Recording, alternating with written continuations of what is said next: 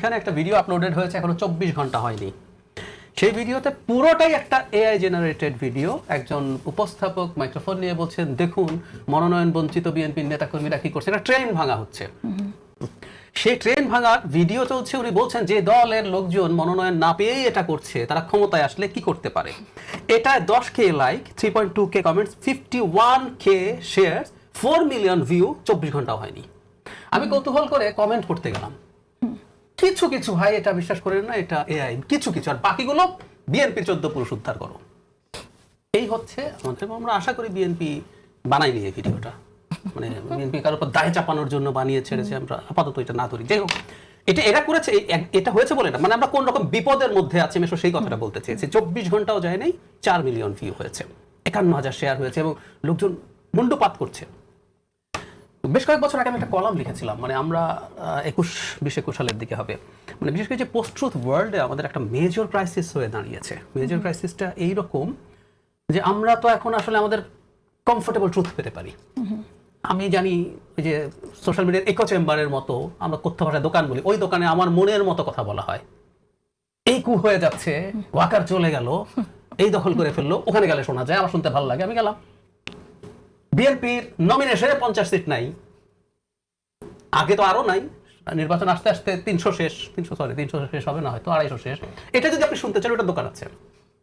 So আপনি আপনার পছন্দের কতগুলো দোকানে যেতে থাকেন, আপনার কমফোর্টেবল সত্য, যে কঠিন, কঠিনের ভালোবাসিলাম, এখন কঠিন না, এখন নরম সত্য পাওয়া যায়, আরামের সত্য পাওয়া যায়, যে সত্য শুনলে আপনার ভালো লাগবে। সো মানুষ খুঁজে খুঁজে খুঁজে খুঁজে ওই দোকানগুলোতে গিয়ে হাজির হয়। আর যেটা ভালো লাগছে না, যদি শুনে ফেলতেই হয়, ভাই এখানে আছেন আজকে জামাতের অনেক সমর্থক এখানে এই শোটা দেখবেন আমি জানি, কিন্তু কিছু ডিসকমফোর্ট যদি লাগে তার কাছে, এই যে আমি সবাইকে বলছি, এই এখনই নিচে গিয়ে কমেন্ট করুন, দেখুন গালিগালাজ শুরু হয়ে গেছে। আমি একটা কথা ফ্র্যাঙ্কলি বলি ভাই, মানে জামাতের নেতা, আমি অন রেকর্ডই বলছি, জামাতের নেতাদের সাথে যখন টক শোতে আসে, আমরা তাদের ডেমোক্রেটিক অ্যাটিটিউড বা তাদের অ্যাটিটিউড টুয়ার্ডস আদার পিপলস অপিনিয়ন আমি খুবই রেসপেক্টেবল দেখি, এটা আমি বলছি। কিন্তু তাদের এটা বট নাকি সমর্থক আমি নিশ্চিত নই। যে দলটার নামের সাথে ইসলাম আছে, ছাত্র শিবিরের সাথে ইসলামী ছাত্র শিবির আছে, সেই দলটার, আমি আরেকটা কথা বলি, আমি বলছি না আমরা আগেই ভালো ছিলাম, সরি, শেখ হাসিনার বিরুদ্ধে মানে সব রকম ঝুঁকি নিয়ে লড়াই করেছি। আমার একটা ইউটিউব চ্যানেল আছে, আমি চ্যালেঞ্জ করছি যে কেউ এই কাজটা করবেন। 5 আগস্টের আগে আমি কি পরিমাণ গালি খেয়েছি, আর 5 আগস্টের পরবর্তী সময়ে বিশেষ করে যে ইয়েতে কন্টেন্টে জামাত নিয়ে, আমি জামাতের প্রতি কি আমার ক্রিটিক থাকতে পারে না? আমি আমার পলিটিক্যাল, আমি যেহেতু একজন মধ্যপন্থী মানুষ, আমি আইডেন্টিটি পলিটিক্সের বিরুদ্ধে, সেটা বিজেপির আইডেন্টিটি পলিটিক্স হোক, সেটা ট্রাম্পের হোক, সেটা জামাতের হোক, আমি সমালোচনা করি, এটা আমার একদম প্রকাশ্য ঘোষণা আছে। কিন্তু এটার ফল কি দাঁড়ায় সেটা দেখা যেতে পারে। ওই যে শুনলেন নাস্তিক বলা হয়েছে, নমিনেশন প্রাপ্ত একজন আমাকে কাফের বলেছেন, আমাকে জানাজা ছাড়া মাটিতে পুঁতে ফেলতে হবে বলেছেন। উনি তো মানে ওনাদের নমিনেশন পেয়েছেন। যাই হোক, মামলা করতে যাইনি, যাচ্ছি না, এবং ওই কগনিজেন্সে নিতেও চাই না। কিন্তু যে কথাটা বলতে যাচ্ছিলাম, যে আমাদের সামনে এই বিপদগুলো হাজির হয়েছে। যে এআই ভিডিওর কথা বললাম, এটা খুব স্মার্টও না, আপনি দেখলেই বুঝবেন এটা খুব ভালোভাবেও না, মোটামুটি ভালোভাবে তৈরি করা এও সম্ভব, যেটা ডিস্টিংগুইশ করা খুবই ডিফিকাল্ট। কোনটা আসলে এআই জেনারেটেড, সেজন্য যেটা ফয়সাল মাহমুদ বলেন, যেটা মেনশন করে দিতে হবে যেটা এআই জেনারেটেড, ওটা তো মেনশন করবে না। এখন সমস্যাটা হচ্ছে এই জায়গায়, এখন যে নাহরিনের যে কেসটা আসলাম, তো সেটাই আসবো। তার আগে যেটা বলছিলাম, যে এই কাঁচা জিনিস আমরা ধরতে পারি না, আমাদের ডিজিটাল লিটারেসি এতটাই প্রবলেম আছে, আমাদের ডিজিটাল লিটারেসি বাড়ানো দরকার। যে পরিস্থিতি আছে এখন, নাহরিনের বিরুদ্ধে যে মামলা হয়েছে, উনি একটা তৈরি হওয়া জিনিসের উপরে মন্তব্য করে মামলা হয়েছে।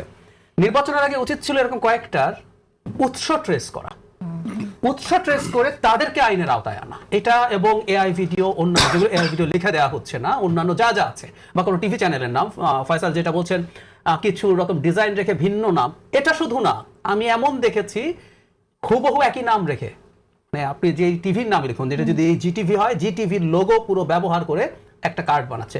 সো মানুষের জন্য এখন যেটা হচ্ছে, মানুষ আসলে খুব লম্বা সময় স্ক্রলিং এর সময়, খুব লম্বা সময় আমার সব চেক করবে না।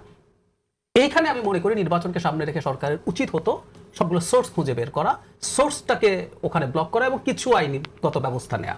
আর একটা জিনিস আমি বলি, আসলে একটা গ্লোবাল প্রবলেমও আছে টু সাম এক্সটেন্ট। আমি ভুল না করে থাকলে আপনি আজকে আপনার একটা ফেসবুক স্ট্যাটাসে সুসানা জুবফের সার্ভেইলেন্স ক্যাপিটালিজম, এই বইটার মধ্যে একটা খুব ইন্টারেস্টিং কথা আছে, এটা আমার খুব পছন্দ। সেটা হচ্ছে, আমরা এমন একটা সময় এই প্রযুক্তিটা হাতে পেয়ে গেছি যখন আমরা আসলে প্রস্তুত ছিলাম না।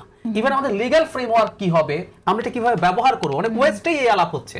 এর আগে এটা আসলে এবং একটা মুহূর্তে ফ্লারিশ করে গেল, তারপর এখন যোগ হলো মানে একটা ভয়ঙ্কর জিনিস আবার এআই।